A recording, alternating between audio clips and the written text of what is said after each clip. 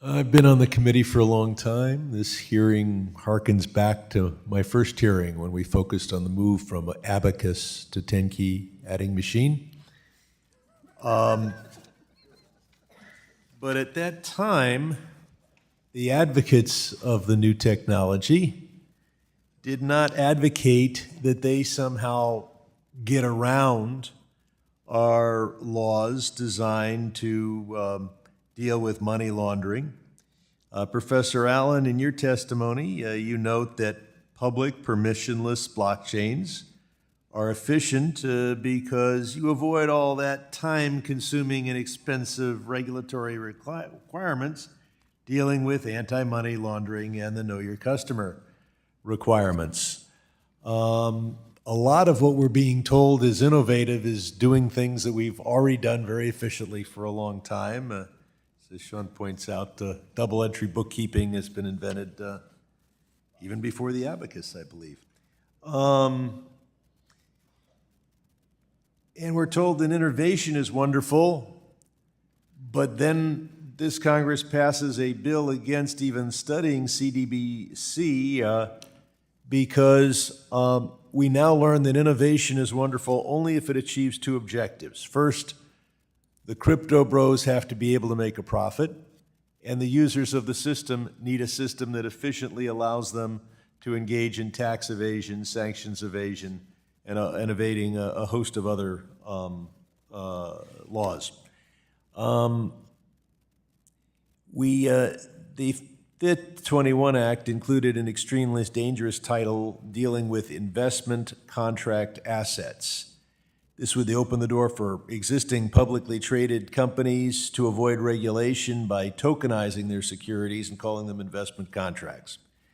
Professor Allen, in your written testimony, you mentioned that this provision in FIT 21 would be very attractive to issuers who seek to avoid SEC oversight, especially those for traditional securities. What would that mean for retail investors? Well, I think, if you were a securities issuer and you had the option of opting out of the expense of complying with securities laws, you're going to consider it. And so what you can do is, slap a blockchain on your product, right? Even if it's not a particularly useful piece of technology, as you said, it can be quite useful in enabling you to get around a lot of the regulations. So, if the FIT 21 were to become law, that new Title II would basically allow you to slap a blockchain on any kind of investment contract, and therefore it becomes magically exempted from the securities laws. And as you point out in your technology, it seems like the real intent here is not to increase efficiency, but to reduce regulatory oversight. Which I guess is efficiency in some people's minds, but it's not efficiency, and it shouldn't be considered beneficial for the public, and I don't think that Congress should be facilitating it.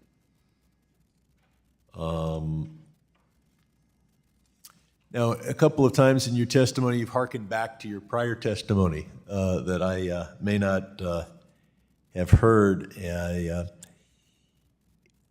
I hope in your answer you'll summarize your prior testimony. Are there any parts of your prior testimony that you've assumed that we are memorized that you think is important for this hearing? Apologies. Yeah, no, a couple of things. Stable coins, as I alluded to in my answer to Ranking Member Lynch, are not a good settlement asset because they are eminently runnable. They also live on this same inefficient blockchain, which can have all kinds of problems. They can, And these blockchains are not operable with each other, so you live on one blockchain or another, correct? Except for the arbitrageurs can then move back and forth. They can be made interoperable with something called a bridge, but that bridge, again, has major operational fragilities, and we've seen a ton of hacks of crypto bridges. So yeah, long story short, stablecoins aren't currently used for making payments for a cup of coffee. That's a sort of a narrative that is incorrect. But the chief, if you invest in a stablecoin, you get no interest. You invest in a money market fund, you get interest.